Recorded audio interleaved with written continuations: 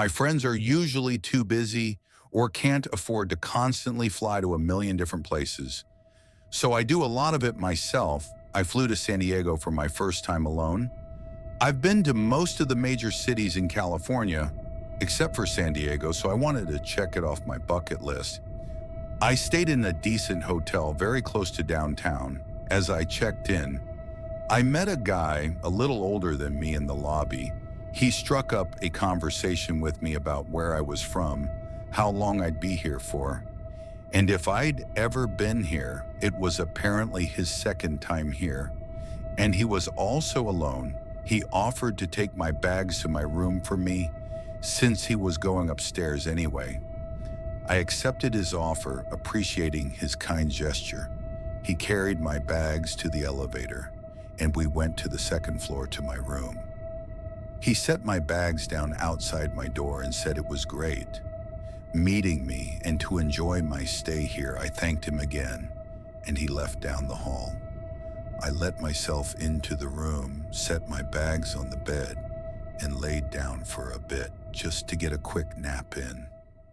When I felt refreshed, I went back down to the lobby and was about to head outside when the lady working the front desk called me over. She asked what that man did when we went upstairs, and I told her he just helped me with my bags to my room. She then warned me that that man had been standing outside the hotel for a while, and she noticed him come in moments after I came inside. She told me that she was fairly certain he wasn't staying in the hotel, and if I see him again, I should stay away from him. This was, of course, very unsettling. I hope she was wrong, and he was actually just a nice person, but to be safe, I would listen to her. I went out and explored and had myself a day. I came back a few hours later to change into different clothes for dinner.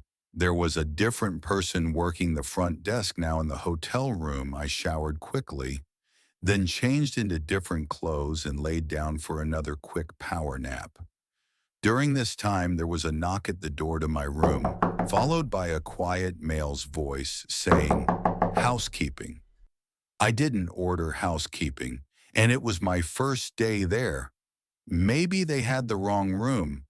I went to check the peephole, the door, and I didn't see anyone in the hall. That was beyond strange. Then immediately that man from earlier came into my head. What if it was him? I ignored the knocks and went to my phone to call the front desk and ask them if they had sent housekeeping to my room, and of course they said no. So I asked for someone to be sent to my room for my own safety, and 5 minutes later, a hotel maid knocked on the door. I opened it and explained politely the situation to her, and thanks her for coming. I then left the hotel to go to dinner. After dinner, I did a city lights night tour and explored some of the happening areas of the city at night. I got back to the hotel room around 10.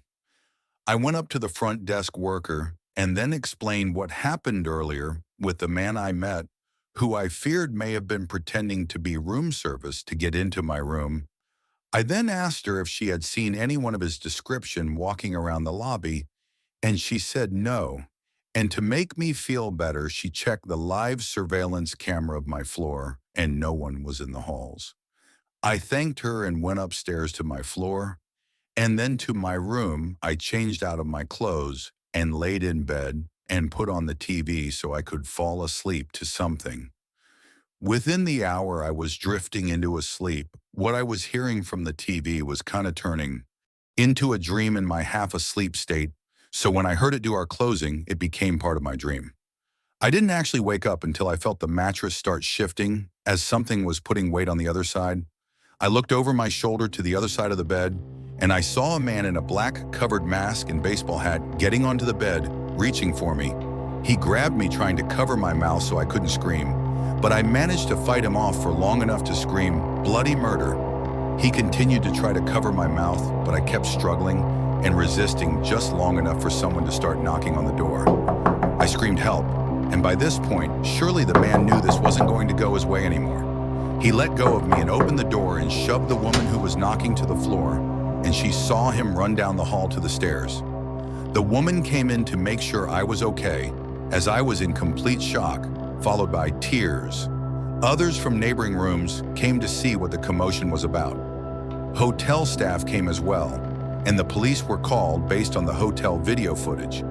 The man somehow acquired a master key, which allowed him to access my room. The mask and hat hid his identity, but I strongly believe it to be the man who helped me with my bags.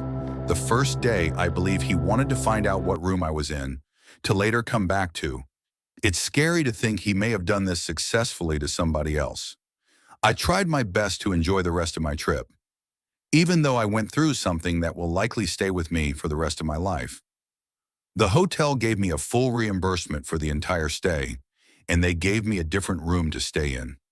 Honestly, looking back, I probably should have pressed charges on the hotel. The hotel, of course, also gave all the necessary footage to the police department. I haven't ever been contacted to identify anybody, which sadly more than likely means the man was never properly identified or caught foreign. The events of this story take place a few years ago, maybe in 2013 or 2014.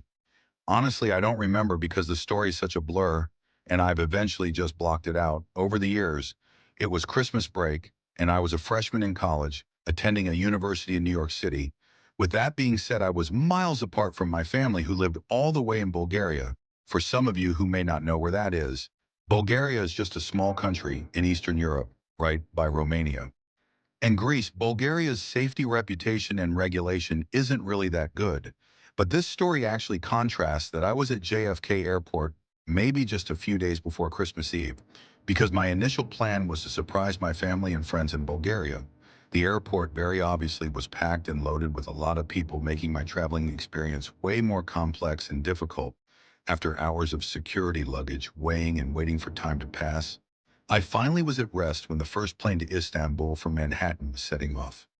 The first plane ride was around 8 hours, so I was prepared to be somewhat miserable and sore for the classic economic seating arrangement. I was sat next to two men. Unfortunately for the record, I'm a 5 feet 110 something pound woman, which didn't make it any better either. These two men were probably well over a foot taller than me and could easily overpower me. The man on the right to me was relatively quiet, black hair, glasses, and low-key. Ripped. The guy on the left to me, however, freaked me out. He would occasionally mumble to himself quietly, and he would pick at his skin, sometimes even nudging his arm close to mine. I took note of the guy to the left of me and tried my best to have a decent 8-hour flight. The only thing keeping me productive was the fact that I'd be in my home country in less than 48 hours. But this productiveness got trimmed short when I'd be minding my business, maybe doing work or listening to music. And the guy left of me would be very bluntly staring at me. I tried shrugging it off. Maybe he has a disability that made him lack social cues. But as time went on, I started to doubt that at some point during the flight, I was watching season 2 of American Horror Story. The man began speaking to me, asking why I was watching a show that poorly represents the mentally ill murderers and whatnot. Very nervously and hastily, I asked him if he needed anything, since it's inappropriate to randomly disturb a stranger who's minding their own business. The season of American Horror Story I was watching was Asylum, which portrays cold-blooded murderers and insane people of a mental hospital. The guy looked me straight in the eye and said very candidly, "I just think it's numb how everyone thinks people who skin others alive are crazy. I mean, aren't we all like that?" I mentally began freaking out, asking myself, who the hell was I sitting next to? And did anyone else hear that? I chuckled, brushing it off to seem unbothered for the rest of the flight. I was scared shitless, and I contemplated asking for an open seat that may have been available by the back of the plane. But nonetheless, the flight came to an end and we arrived in Istanbul. I gathered my stuff as quickly as I could and escorted myself out of the plane as soon as possible. Now I wish I could say the story ends there, but unfortunately it does not. The rest of my Christmas was fine, but what that man said still rung in my head like a bell.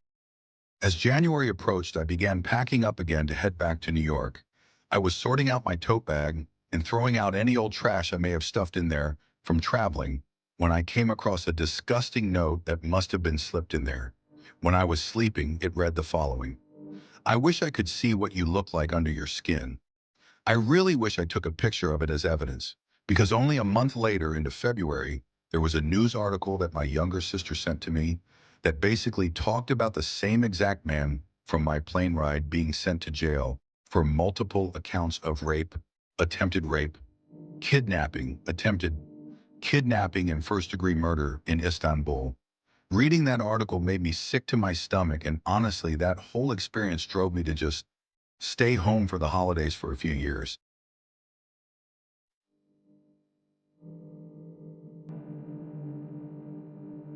In the winter of 2018, to escape the cold weather, my girlfriend Claire and I took a week off from our jobs to go away to a nice beach resort in Mexico, where the water was crystal blue and the weather was perfect.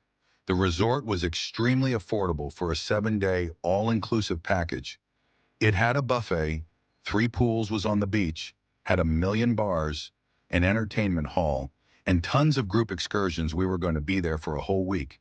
So we had a lot planned. The first couple days we relaxed around the resort, getting use out of the unlimited drinks package. The surrounding area of the resort was a lot of jungle and scenic looking roads. So we took a private shuttle on the third day to the nearest car rental place.